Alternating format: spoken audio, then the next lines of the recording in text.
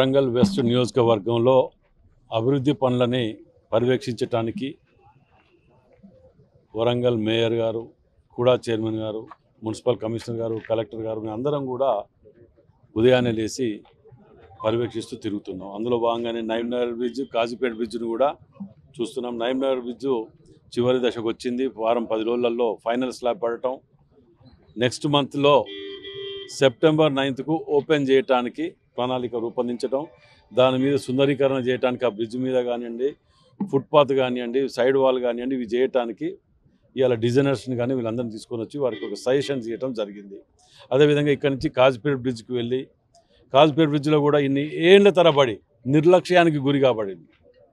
దాన్ని రైల్వే అధికారులతోటి మాట్లాడటం, అధికార యంత్రాంగంతో మాట్లాడటం, మన కాంట్రాక్టర్స్ తోటి మాట్లాడటం, వీళ్ళందరితోటి మాట్లాడించి డ్రాయింగ్స్ అనేటివి రీసెంట్లీగా తీసుకురావటం జరిగింది.